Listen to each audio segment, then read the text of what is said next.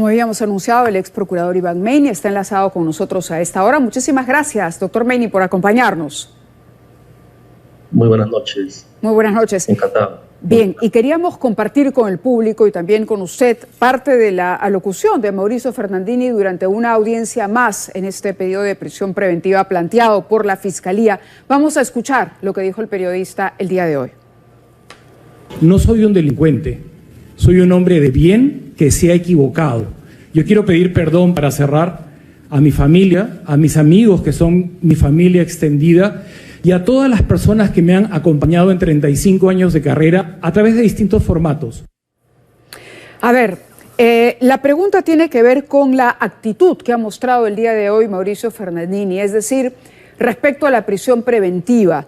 Esta actitud en la que se reconoce un error y en la que se habla de un arraigo que tiene que ver con una familiar, en este caso la hermana del periodista, de quien él es directamente responsable, ¿tiene algún peso en la decisión que tomará el juez al final?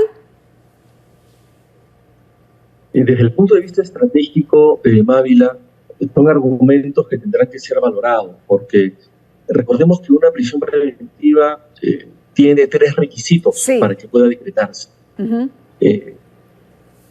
Pruebas que vinculen, en este caso, al señor Fernandini con los hechos que se le imputan, y esas pruebas ciertamente existen. Él incluso ha reconocido la comisión de los hechos.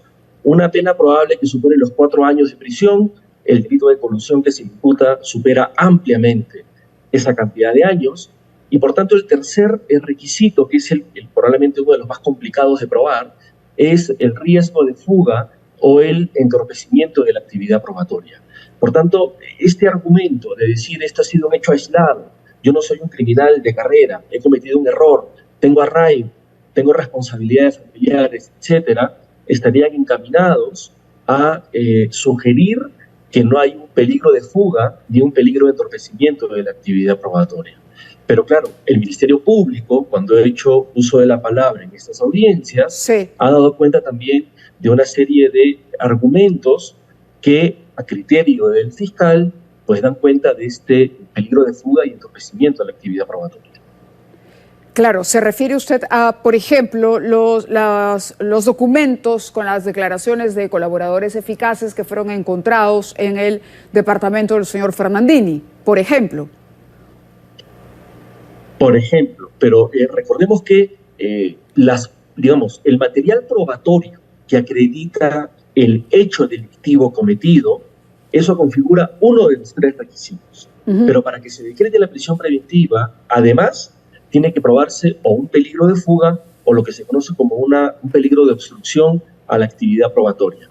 Por tanto, lo que habría que demostrar por parte del Ministerio Público aquí es que el señor Fernandini podría fugarse o, estando en libertad, podría entorpecer o obstaculizar la investigación del Ministerio Público. Por eso entiendo que el argumento del señor Fernandini va para desvirtuar esa posibilidad. Yo tengo la posibilidad de enfrentar este juicio en libertad y no voy a fugar. Ya, de acuerdo, entiendo, claro. Ahora, lo que parece ser es realmente asumir una responsabilidad. En otro momento, su abogado ha dicho que él espera su condena. Lo que parece es estar pidiendo precisamente llevar el proceso en libertad. Quería preguntarle también por las investigaciones de la Fiscalía sobre la presidenta Dina Boluarte. Estamos de cara a 28 de julio. ¿Cómo analiza usted el desarrollo? Por ejemplo, ya se le ha pedido información directamente al despacho presidencial sobre la responsabilidad que tendría la presidenta durante las protestas violentas de comienzos de año.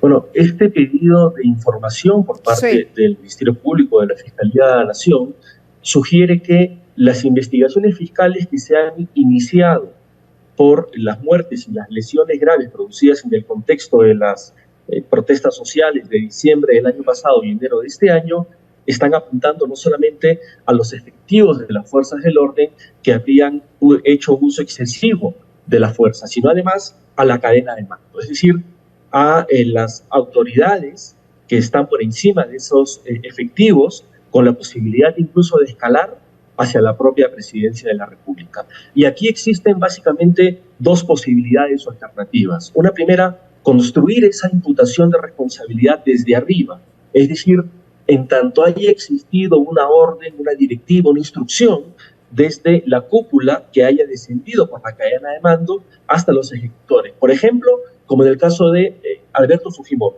con el Grupo Colina, es decir, la existencia de una orden que desciende por la escalera de mando. Esa posibilidad, al menos de lo que se conoce ahora, es muy poco probable, sí, porque probablemente no haya existido una orden expresa en ese sentido. Pero la otra alternativa, el otro modelo, es construir la imputación de abajo hacia arriba a través de una responsabilidad por omisión. Es decir, los superiores y eventualmente incluso la presidencia de la República podría haber omitido cumplir con sus deberes de control, de supervisión y de enmienda cuando durante un lapso prolongado de tiempo se han realizado varios hechos, y la televisión y los medios de comunicación dieron cuenta de eso, varios hechos que tuvieron que ser corregidos e enmendados de manera oportuna, y no se hizo.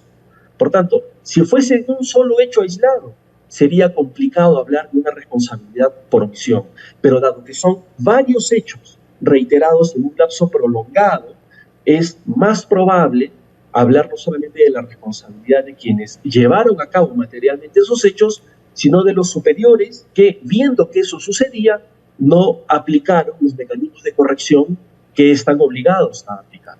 ¿Y usted cree que ese es el camino que va a seguir la Fiscalía? Palabras sencillas, ¿una responsabilidad política sobre los hechos ocurridos? Yo entendería que si el Ministerio Público está pidiendo información en el contexto de las investigaciones fiscales que lleva a cabo, es porque entiende que hay algo más que una simple responsabilidad política. Ajá. El Ministerio Público no tendría por qué investigar responsabilidades políticas. El Ministerio Público investiga la presunta comisión de delitos. Correcto. Este pedido, entonces, lo que nos puede estar diciendo es que la situación de la presidenta no sería tan sencilla como algunos podrían creer. Es decir, la Fiscalía está escarbando para tratar de encontrar que hubo un poco más, digamos, que un desconocimiento y simplemente la responsabilidad política en tanto jefa de Estado. Bueno, el tema da para largo, entonces, ex procurador. Yo creo que sí.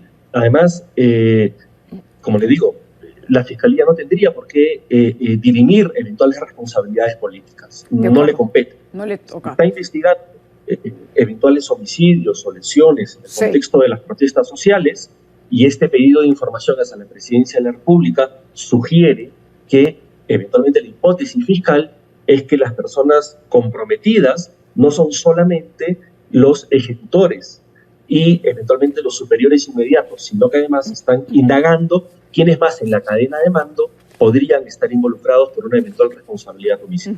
De acuerdo. Le agradezco al doctor Meini que haya estado con nosotros estos breves minutos, pero importantes para entender ambos casos, que son los casos que están ocupando la agenda informativa en estos días. Muy amable. Buenas noches. Encantado.